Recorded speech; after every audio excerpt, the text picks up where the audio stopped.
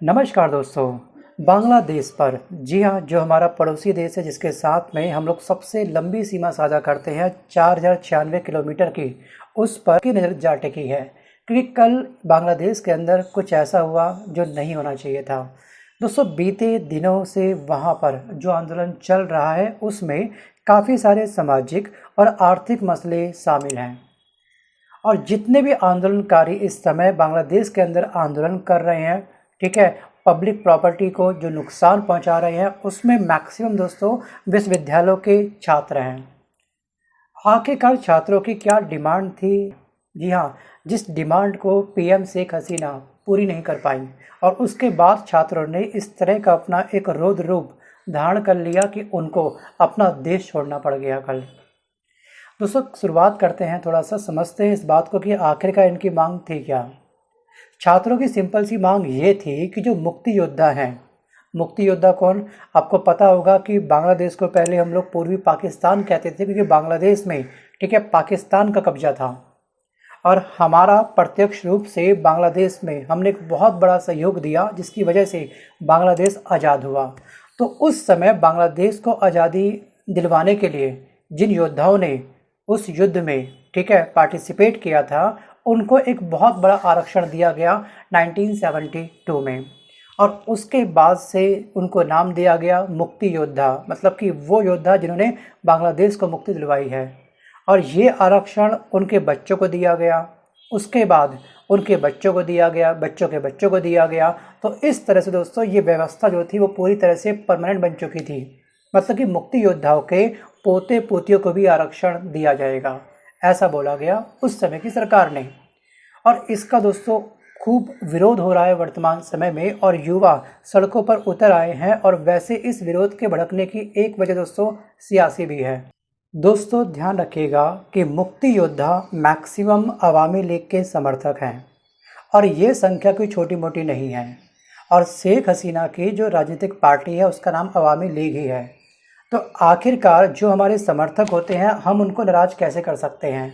राजनीति का दोस्तों एक अलग ही आयाम होता है, जैसा हमको दिखता है वैसे वास्तविक रूप से होता नहीं है।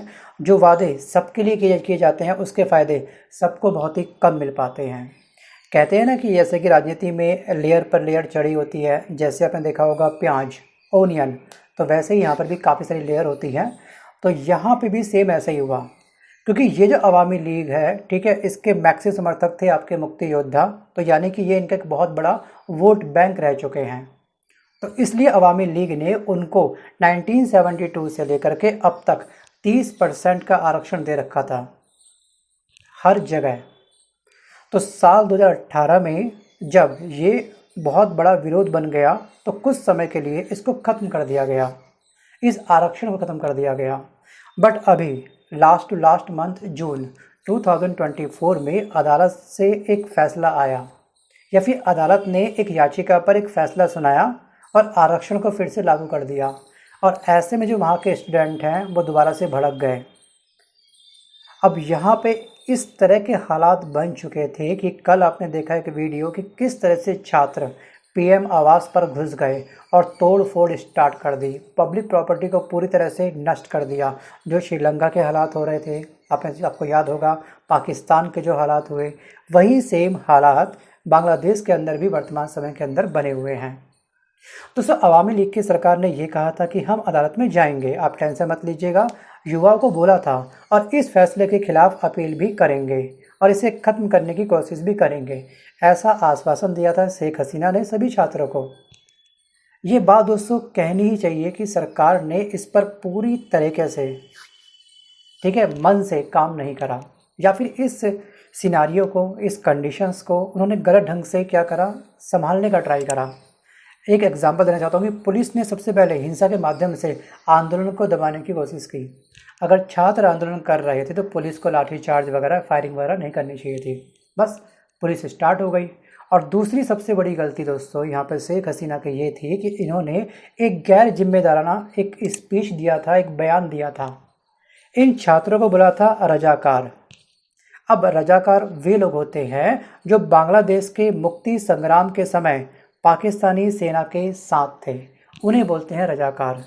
मतलब कि वहाँ के युवाओं को अगर आप लोग रजाकार बोल रहे हैं तो कहीं ना कहीं युवाओं को तो पिंच होगा, उनका आक्रोश बढ़ेगा, उनका अगर क्रोध बढ़ा तो क्या हुआ आपने देखा इसका असर। तो कहीं ना कहीं एक पद पर बैठने के बाद में उस पद की गरिमा को मद्देनजर रखते हुए आपको बोलने से कम 2 से 3 बार सोचना चाहिए। ध्यान रखिएगा, शब्द एक बार निकल जाते हैं, लेकिन जब वो शब्द किसी सामने वाले व्यक्ति को लगते हैं तो उसको बहुत बड़ा आघात होता है, क्योंकि शब्दों को आप लोग यू टर्न नहीं कर सकते हैं कभी भी।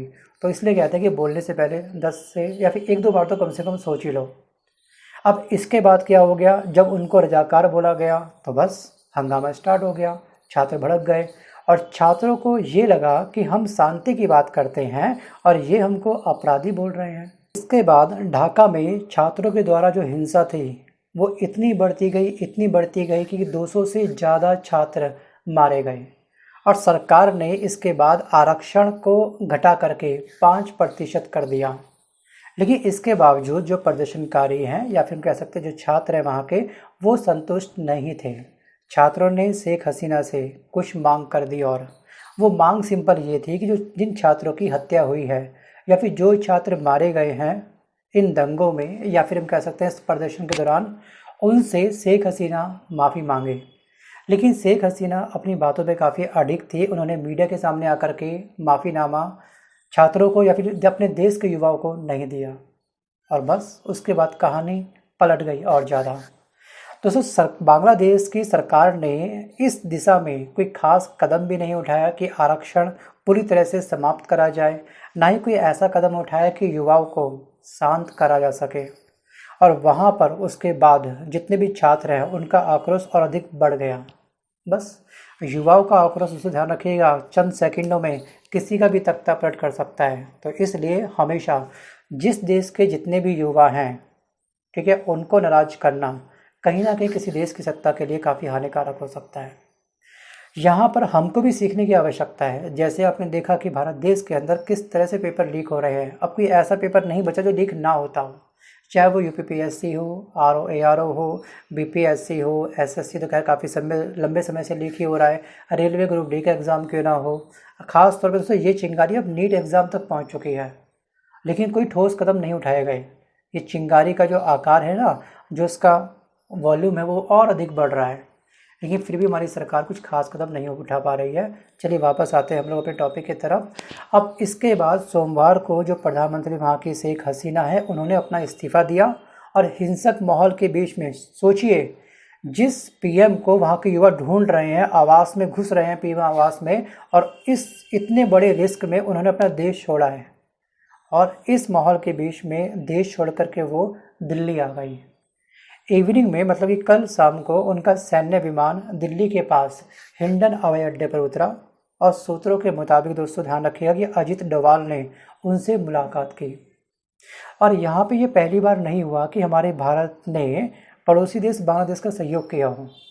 आपको याद होगा जब पूर्वी पाकिस्तान था ये बांग्लादेश, उस समय इसको आज़ादी दिलवाने में, बांग्लादेश को आज़ाद करवाने में प्रत्यक्ष रूप से हमारा एक बहुत बड़ा योगदान था।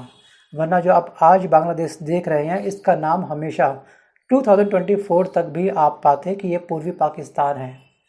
हमारा पाकिस्तान एक इस तरफ भी है और इस तरफ भी होता, और हम दोनों तरफ खतरे से क्या होते, कवर हो चुके होते। लेकिन अब सबसे बड़ा सवाल ये भी है कि अगर यहाँ पर कोई नई सरकार बनती है, अगर उसका झुकाव चाइना की तरफ हुआ तो ये हमारे लिए थोड़ा सा खतरा पैदा कर सकता है। तो इसलिए हमको कहीं ना कहीं वर्तमान जो सरकार है उसका सहयोग करना पड़ा, और ये हमारा कहीं ना कहीं धर्म भी है, कह सकते हैं पड़ोसी धर्म भी है। बांग्लादेश में फ़िलहाल वहाँ की जो सेना है, उन्होंने इस पूरी राजनीतिक व्यवस्था को अपने हाथ में ले लिया है।